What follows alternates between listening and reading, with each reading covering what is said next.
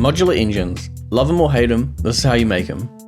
There are 3 sizes of modular engine: 1x, 3x, and 5x. In each size there's a crankshaft, cylinder, engine drive belt, clutch, gearbox, and flywheel.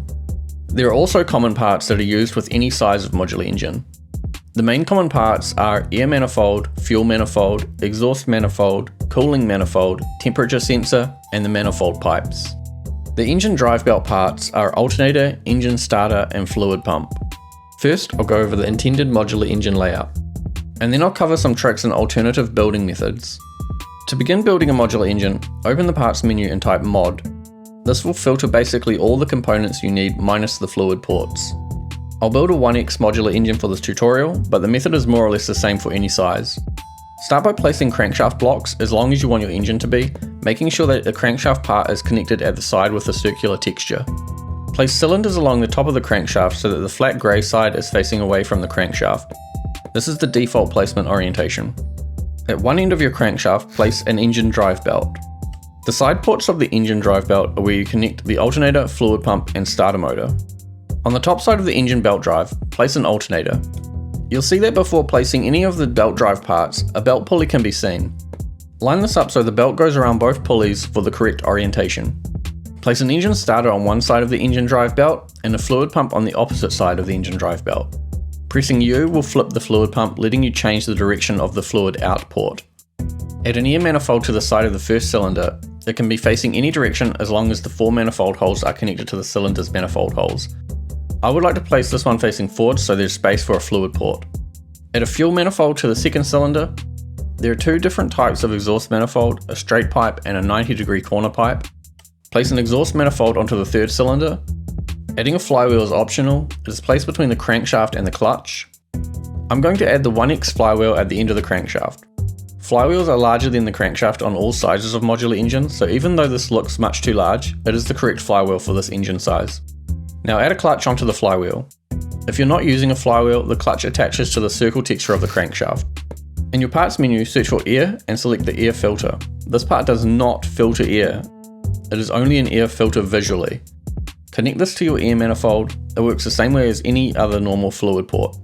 Go back into the parts menu and select the air ram. This is the fluid port I like to use as exhaust, so place this on your exhaust manifold. Now attach a small fuel tank directly to the fuel manifold. Pipes can be placed between these fluid ports and the manifolds if you want to route the intakes and exhaust to some other location in your build. Technically this engine will run. While it has no cooling loop, it will start and run. But it will also heat up very quickly and explode. This is important to understand. Engine cooling will not determine if your engine will start or not, only if your engine will continue to run over a long time. To add cooling, search your parts menu for rad. I'm going to use the 3x radiator without a fan. For this example, I'll place the radiator on the bottom where I can directly attach it to the fluid pump.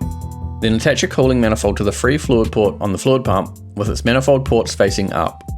Add a corner engine manifold to connect the cylinders to the cooling manifold, and then a normal 90-degree pipe to connect the cooling manifold back into the radiator. When this engine spawns, the radiator pipe, cooling manifold, and cooling pump will all be filled with water. No extra tanks are needed.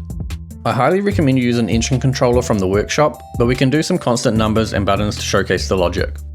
The basic logic to make a modular engine run is that you use 1 part air and 0.5 parts fuel. Add a constant number with a value of 1 and a constant number with a value of 0.5. Connect the constant 1 to the air manifold and the constant 0.5 to the fuel manifold. While we're connecting these numbers, you may have noticed the fluid pump and alternator also have a number input. So if you leave them disconnected, the alternator will not charge your battery and the coolant pump will not move coolant through the loop. So connect the constant 1 to the alternator and the fluid pump. Add a push button and connect it to the engine starter.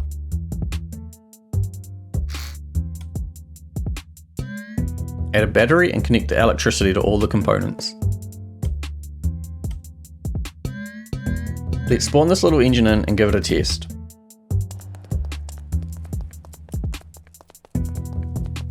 Hold the push button down until the engine starts. A modular engine will continue to run without a starter motor after it passes 2 RPS.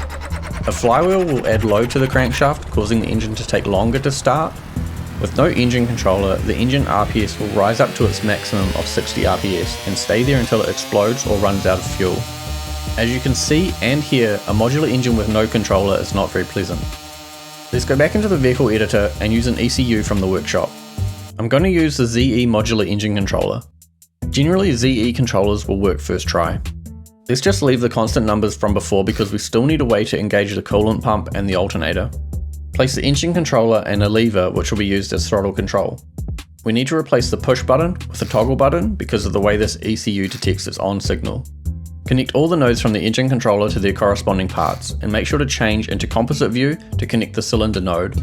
Modular engines output their temperature via the composite node, so most builders pick up the temperature via composite rather than the modular engine's temperature sensor, as it saves us some space.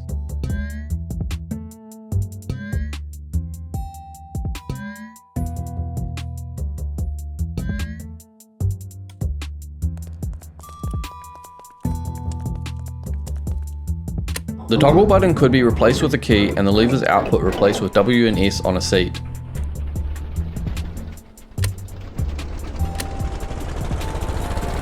So there you go, a working modular engine. This controller doesn't come with any kind of clutch control, but there are some other ZE controllers that have everything packaged into one microcontroller.